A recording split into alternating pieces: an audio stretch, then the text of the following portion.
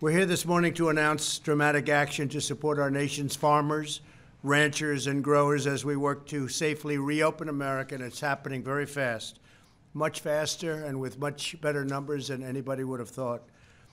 I want to begin by expressing our profound gratitude to everyone here today and the farmers and producers across the country who have kept our nation fed and nourished as we have battled the invisible enemy. It is an invisible enemy. It's tough. But we're going to win, and we're going to win very big. But we can never forget all of the people that have been left behind, that have died for some reason that should have never happened. Should have never happened. You know that. I know that.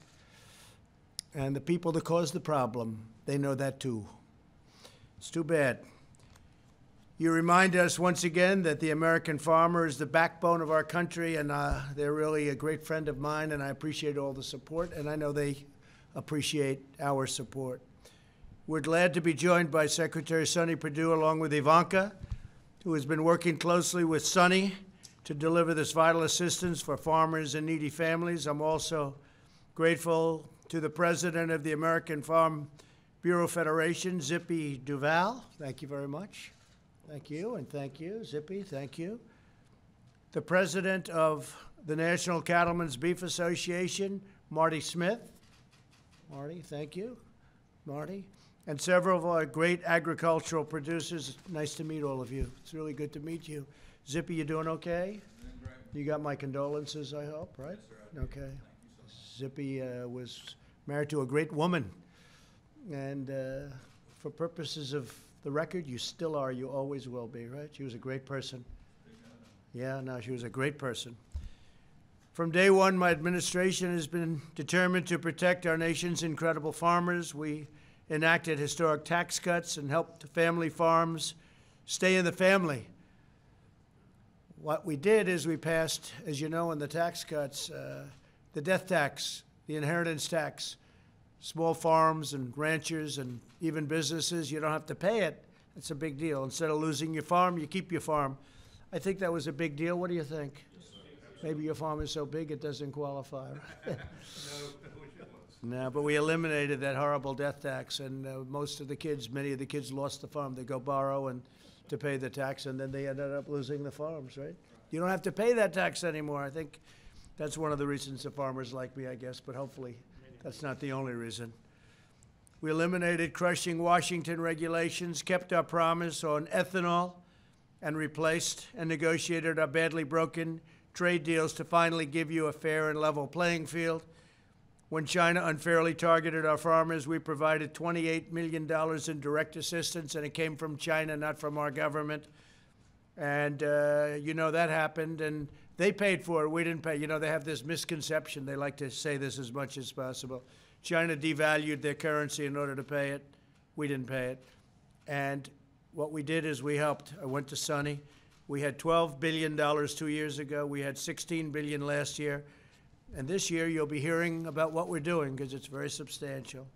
And through the Paycheck Protection Program, we have approved billions of dollars in relief to farmers as part of our unprecedented coronavirus relief efforts. So the paycheck has been a fantastic success, as you know. Now we're standing strong with our farmers and ranchers once again. In normal times, roughly 40% of fresh vegetables and about 40% of beef grown and raised in the United States is distributed to restaurants and other commercial food establishments. But as you know, the virus has forced many of our nation's restaurants to temporarily close, and this has taken a major toll on our farmers and growers, some of whom were dealing directly with restaurants. I didn't realize that until yesterday. We were with the big restaurants, and they sometimes will deal directly with your farmer. No middlemen, no nothing, just directly. And it's a big business. For this reason, my administration is launching a sweeping new initiative, the Coronavirus Food Assistance Program. Through this effort, we are providing $19 billion to support our nation's agricultural producers, maintain the health of our critical food supply chains, and provide food assistance to American families. $19 billion. No other president's done this, Zippy. I tell you, you could go back to Abraham Lincoln. There's no president that's treated the farmers like Trump. No. I hear we're doing well with the farmers, but I can't imagine. I want to find out who wouldn't be with Trump, right? But it's an honor to do it, actually. It's an honor. They're great people. These are great, great people. As part of this program today, we're announcing $16 billion direct payments to farmers and ranchers. So $16 billion is going directly to the farmers and ranchers. And it's authorized by the CARES Act and the Commodity Credit Corporation Charter Act.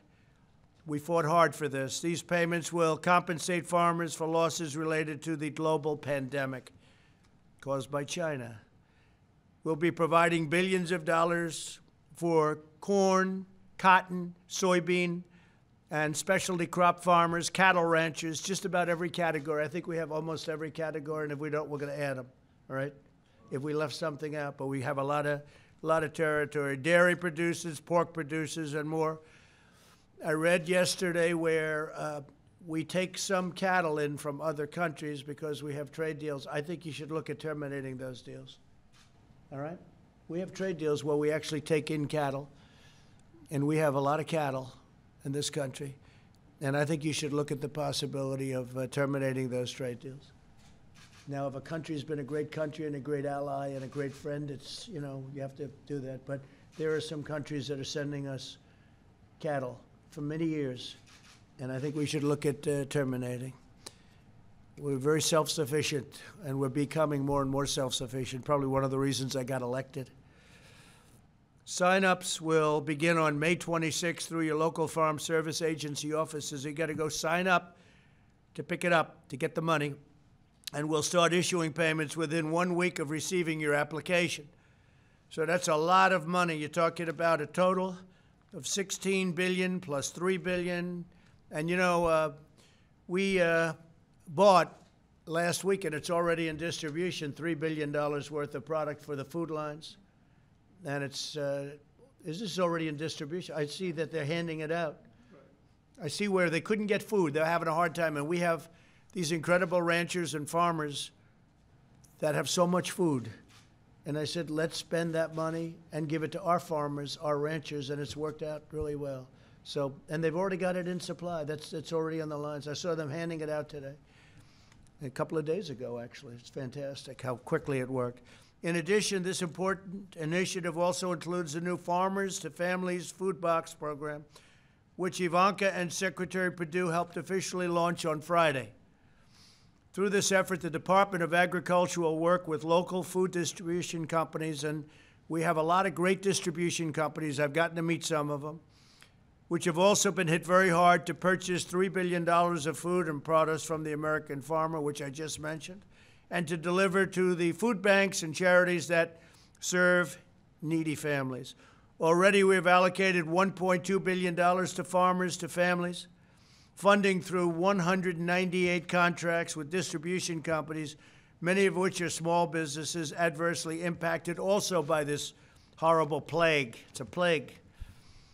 Here today are a few of the American farmers and ranchers who can tell us why this program has been so essential and successful. Scott Sink is a cattle producer whose business has been badly impacted by the virus. He says this initiative will provide a bridge to help them move forward. And we've been helping them in a lot of other ways, too, but this was a great help. And, Scott, please come forward. Thank you, Scott. Thank you very much. Yes, sir. Thank you, sir. My name is Scott Sink. I'm a producer in Southwest Virginia, Blacksburg. We have a catering business, so we do farm to table, along with raising livestock, produce, and custom hay. We were able to benefit from the Paycheck Protection Program, and now this bridge will also help us get into the new growing season.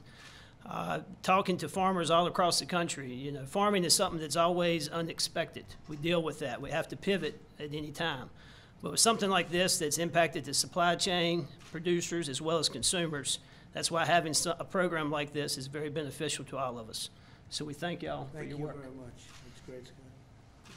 And you love that business? You wouldn't trade businesses for anything, right? No, sir. What is it with farmers? They don't want to do anything else. They have some bad years, but we've helped them have very good years, actually. But they have some bad years, but they wouldn't trade it for anything with that. Always an eternal optimist. Yeah, that's true. And then they start making money and they go out and buy bigger tractors. Maybe they'll slow it up a little bit the next time, right? But you guys are great. Robert Mills raises both crops and livestock, and he believes this program will help countless farm families get by, and more than by, as we begin to reopen our economy, and it's opening up really fast. Robert, please come up. Robert, thank you. Thank you, Mr. President. I'm Robert Mills, Jr. I'm a first-generation farmer from south side of Virginia. We raise tobacco, beef cattle, poultry, hay, small grain, and industrial hemp for CBD. We're a pretty diverse operation, and we're diverse because we always expect the unexpected, and we want to make sure that we can stay in business. And we didn't expect this, but I will tell the American people that your farmers and your ranchers are out here working each and every day to make sure that those grocery store shelves stay full. And it's administrations like President Trump's administration and the forethought that he's had with the programs that's been put in place, and the one that we're talking about today. It's not a rescue program. It's going to help these farm families be able to make good, wise financial decisions in the months and weeks and years ahead. And it's also there to let them know that this country is there supporting them, because this country relies on what these farmers and ranchers do every day. And so I want to personally thank President Trump, the administration, and all those who've worked hard to make sure that these farm families stay there, that they stay whole, and that the American people will never have to worry about running out of food. Thank you, Mr. President. Thank you very much. I love his accent. I love that accent. But is that originally from Virginia? Yes, sir. It's Southside Virginia, about 20 miles north of North Carolina. Oh, I see. And they like Trump. That area, they like Trump. That's a great area. Thank you very much. Yes, great job. The farmers were targeted by China when we started negotiating tough with China. And what I did is we've taken in tens of billions of dollars of tariffs. Sonny was very aware of this because he had to distribute the money to the farmers. I said, Sonny, we've taken in a lot of money. How much did the farmers lose? This is 2 years ago. They were targeted for an amount. What do you think the impact? He said $12 billion. So I said, that's okay. We'll take $12 billion out of our tariff money, which was many billions more than that China paid. Never paid us 10 cents, by the way, before that. Before Trump, they never paid anything. I said, we'll take $12 billion out of the tens of billions of dollars that we took in, and we're going to give it to the farmers. And you distributed that money. And Zippy, I think you were shocked because you've never seen anything like it. Otherwise, these farmers wouldn't have been in business. So we took $12 million, we gave it to the farmers. We said thank you very much to China. Thank you very much, China. And then the next year I said, Sonny, what's the number? We called Zippy, we called some of the other people. We determined it was $16 billion that the farmers were targeted, $16 billion by China. So I took $16 billion out of the tariffs, which were many, many billions of tens of billions more than that. We gave it to the farmers, right? And this year, the same thing. It's been pretty amazing. And the farmers are doing fine. One of them said, I do better this way. But you know what? They don't want to do better that way. They just want a level playing field. But we took care of our farmers, right? And ranchers. Thank you, Robert. That was great. Appreciate it. David Hickman is a vegetable grower who runs Dublin Farms in Virginia. His potatoes will be among the produce distributed to local food banks through the Farmers to Families program. And David, please come up and say a few words. Hi, David. Thank you, Mr. President. I'm David Hickman with Dublin Farms in Horntown, Virginia. We are a fifth-generation operation, produce fresh market potatoes, redskins, yellows, whites. This program is going to help tremendously with the movement of potatoes this summer. For us, we have 6 distributors who are our current customers that are doing the food box program.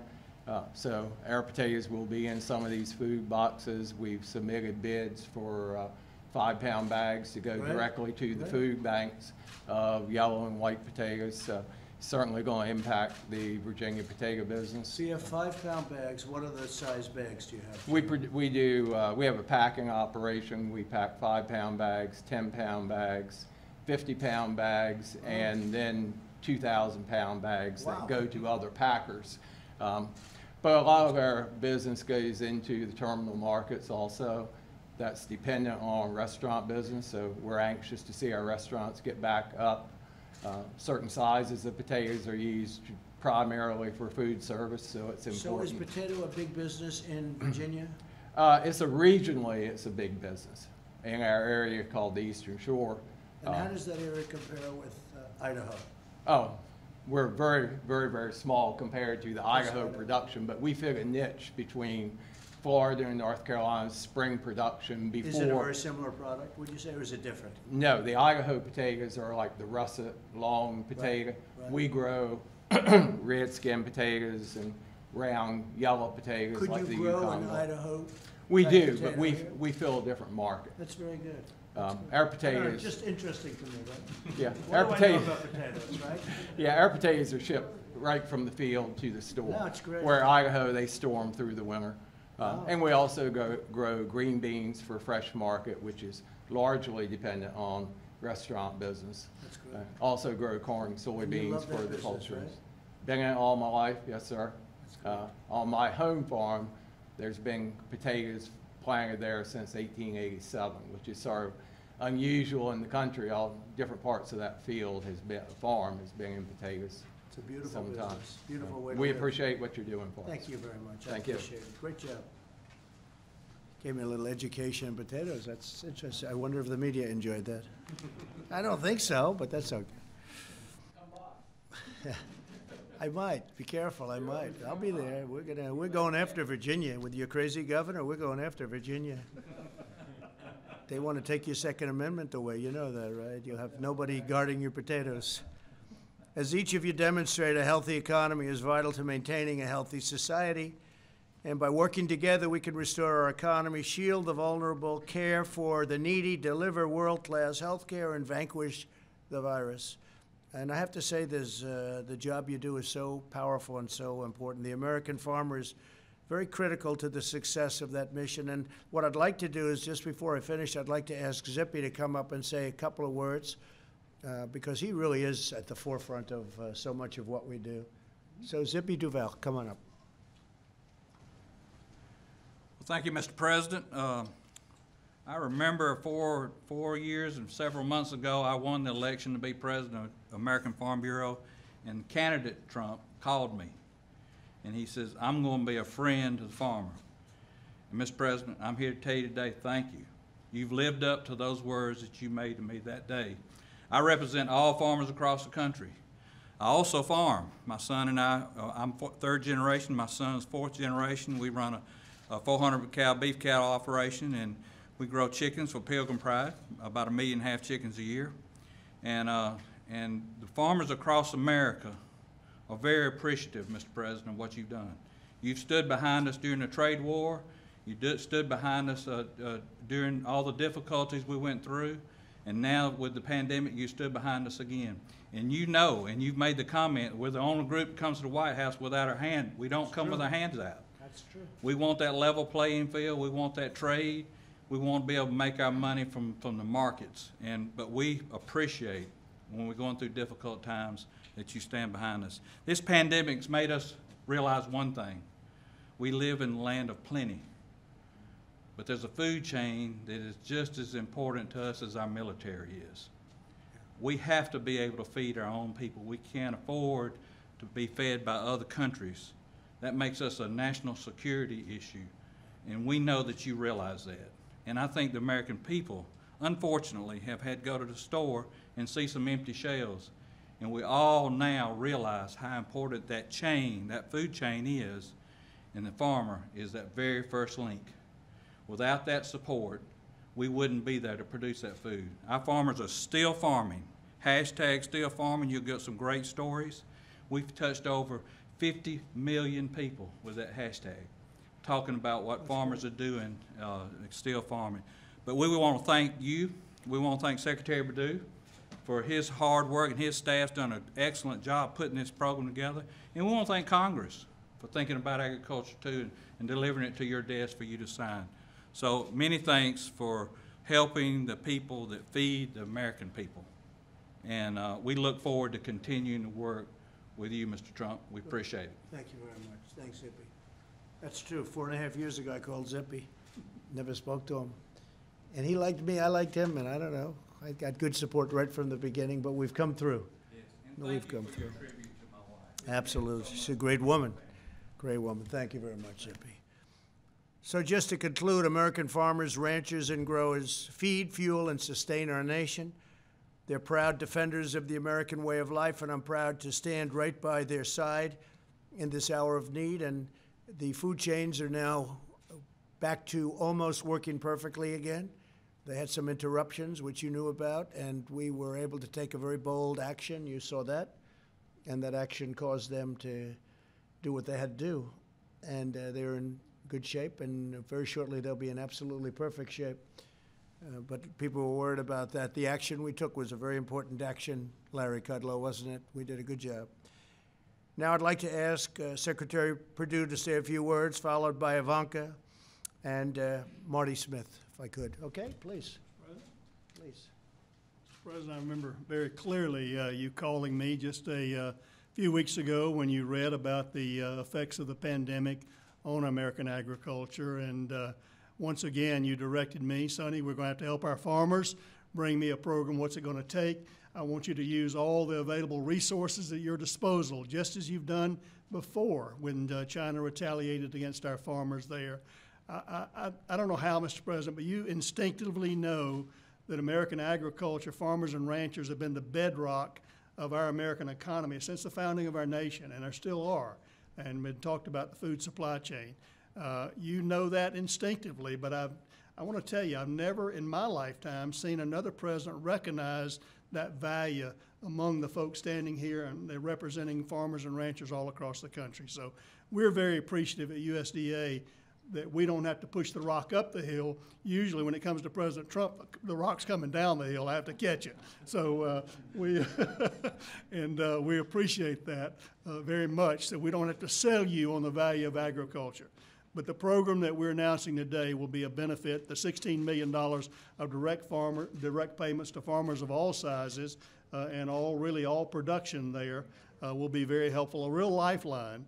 But certainly the program that Ivanka and I were privileged to go out last Friday to Coastal Produce that you see here is also a lifeline, not only to those specialty crop producers, both dairy producers and meat producers, but also to the families who need this food.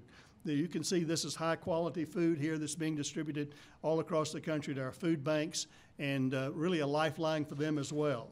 So the food supply chain that begins with these producers representing farmers and ranchers all across the country, ending up in the families' tables that need this food, is a real noble profession. I'm honored to be a part of it, and I'm really particularly honored, President Trump, that you understand just in your heart how valuable our American agricultural sector is, and I thank you. Thank you very much,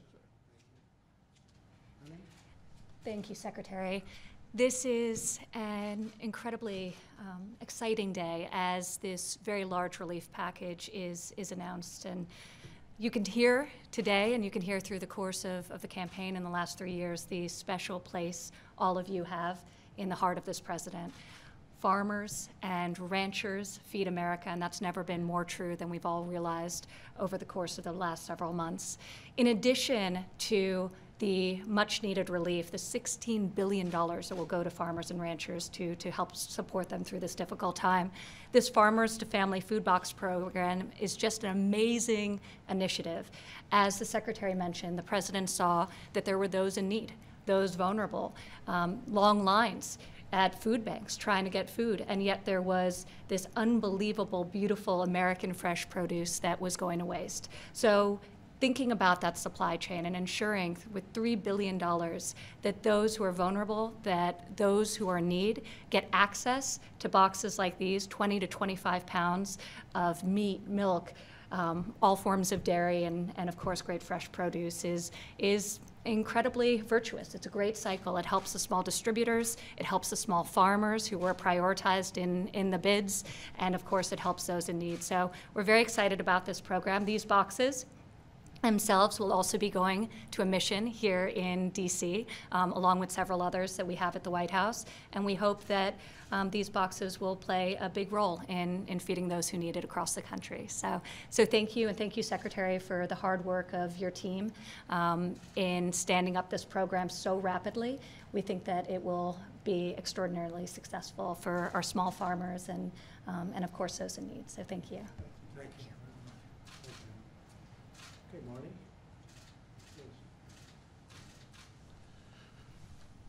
Thank you, Mr. President. You have provided unprecedented leadership to the United States and to the world throughout this crisis. And with that, you have shown so much concern and so much support for American agriculture. And on behalf of the National Cattlemen's Beef Association and the rest of agriculture, I want to say thank you. I'm Marty Smith, and I'm a rancher from Florida and serving this year as president of the National Cattlemen's Beef Association. Your executive order a few weeks ago directed toward the packers. We're starting to see the impact of that. We're getting beef, pork back online and getting the products back on the shelf. You know, America's farmers and ranchers continue to work around the clock to feed the public, to feed all of our nation, feed a large part of the world. What you've done with that and what we're doing with this current program enables us to stay in business and continue to do that. Again, we thank you for that. We thank your administration. Working with Secretary Perdue has just been a great way for us to all move forward. But even more importantly than that, I want to thank you and your family. You know, with us, it's all about our families and our family operation.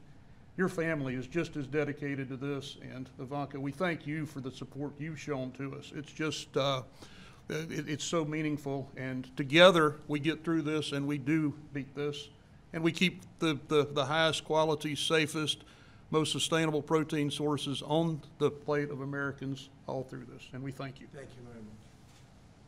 Thank you. Okay, any questions real quick? Mr. President? I'm going to Capitol Hill, so. Mr. President? Thank you. Will any of this aid be directed towards cattlemen, chicken farmers, and pork producers who have had to euthanize their flocks already because of the pandemic? Do you want to answer that question? Yes, we're gathering that data now. This particular direct payment is not directly for that. There will be help coming through NRCS over the euthanasia and disposal coming that way. So there will be certainly directed there soon. Do you know when we can expect some of that guidance? Yeah, it'll be after this is announced and we get more data. There are a lot of rumors out there about what's actually happening. We want to get the facts and the data and make policy based on good data. Thank you. Something that's being looked at separately. Mr. President, how is your administration addressing the comorbidities that Secretary Azar said are responsible for a lot of the coronavirus deaths?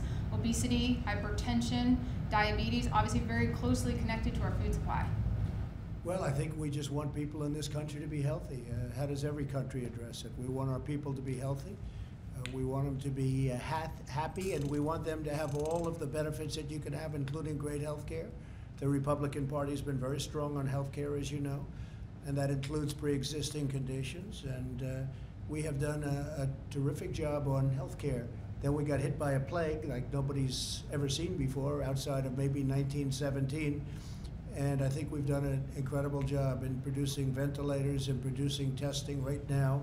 You probably saw the numbers were over 12 million tests. That's 4 times more than any other country in the world. And we're talking about countries that have done a good job. Nobody's done testing like us. Plus, we have the highest quality test. So very simply, we want our people to be healthy. With diabetes, hypertension, and obesity, specifically, that's very closely connected to the food supply. How are you addressing those specifically? Your own Health and Human Services Secretary said that's why America has so many COVID deaths. Yeah, we want to give people great food, and that's one of the reasons we have our farmers and ranchers involved. Could you talk a little bit more about this problem? You say it's a problem of importing cattle from other countries. What is the problem there? Well, it's a relatively small number. Actually, I heard Sonny speaking about it yesterday. It's a very small number, but it's still cattle coming in. We have tremendous amounts of supply, cattle, and all, but generally speaking, supply. Tremendous supply. Our farmers have done an incredible job. And now the distribution is being made much better than it has been, and better. I think it'll end up being much better than it's ever been, Zippy. But I'm saying, why are we bringing in cattle? Old trade deals that were made a long time ago, why are we bringing in cattle from other countries when we have so much ourselves? Now, in some cases, I thought your answer was very good. They've been great allies. They've been working with us for many years. Sometimes we needed the cattle, and sometimes we don't. It's a farming business. But I would say, generally speaking, unless this is a country that really has been with us, we shouldn't be taking their cattle. You know that, okay? And that's the way we're going to handle it. Could I, on a separate subject, you sent a letter last night to the WHO. Yeah. What reforms do they need to do to? Well, it says so in the justify letter, their- so I don't want to go through it. The letter is a very detailed, long letter, but basically they have to clean up their act. They have to do a better job. They have to be much more fair to other countries, including the United States, or we're not going to be involved with them anymore. We'll do it a separate way, okay? On capital gains, Some workers at meat packing plants say they're still concerned about their safety and that they want the government to do more to enforce and make sure that meat packing companies are keeping their workers safe with protective equipment, testing, etc. Is there any more that you plan to do to make sure and enforce that meat packing companies are keeping their workers safe? I've been very much involved with plants since this problem came up, and what we've done, they've done a lot in terms of shields and other things, but they had a disproportionately high number of people that had the problem, and that's going away. The plants are very, very clean now. They're getting to a level where I think we had a report that they're cleaner than they've ever been. That's a good report, but I don't know exactly what that means, but they are cleaner than they've ever been. They're doing a very good job, I think, right now in terms of the Production Act and in terms of what we're enforcing. But the meatpacking plants are coming online. Many of them are online, and fewer problems are being seen. If we didn't act, we would have had a big problem. If somebody was in this position that didn't act, we would have had a big problem. But it's something that we were very much involved in because we saw it very early. Okay, did you have a question? Yes, are you extending the ban on non-essential travel over the U.S.-Canada border? U.S.-Canada? Mm-hmm. We're dealing with the Prime Minister's friend of ours, and we're very close to Canada. We just signed the USMCA, which is a big deal. That's with Mexico and with Canada. And we're dealing on that subject. And we're also on the southern border. As you know, the wall is going up. It's going up very rapidly. We're at 182 miles. Wherever we have the wall, it's just ended. It's just ended. People coming into our country illegally. We're stopping drug traffic. We're stopping trafficking in people, mostly women, because they traffic mostly women, unfortunately. It's a tremendously big business. It's a horrible business. And we're stopping it. There's a worldwide problem. This isn't a problem for our southern border, but our southern border is a big point. And we're stopping trafficking. The wall has had an incredible power and strength on what we're doing. I have to say that so we'll have, by pretty early next year, we'll have 450 to 500 miles of wall fully built. So we're doing a great job on the border. We have among the lowest numbers we've ever had of people coming in, and we're moving them out as soon as they come in. As they come in, we're moving them out. Literally, we're moving them out immediately. And that's never taken place before, meaning in modern history, it's never taken out, never taken out. But on the question of non-essential trade, are you going to extend the ban that you put in place on non-essential trade? For now, yes, but we're talking to Canada. As things clean up in terms of the plague, we're both going to want to do the normal. We want to get back everything. We want to get back to normal. I think we're going to have a fantastic year next year. I think we will do very well in the fourth quarter, and I think the transition quarter, which is coming up, we're starting it very shortly, the third quarter, I think you'll see some very good numbers, but you're going to see some great numbers in the fourth quarter, and you're going to end up doing a great year next year. And you can see it. Look at the states that are opening up. They're busy, and their numbers, interestingly, are going down. So they're opening up. You look at Florida and Georgia in particular, their numbers are going down. So we're very confident that we're going to have a tremendous, tremendous turnaround. And we had to turn it off artificially, and now we're turning it back on. And you're going to see some tremendous numbers. Thank you very much. I'm going over to Capitol Hill. Thank you.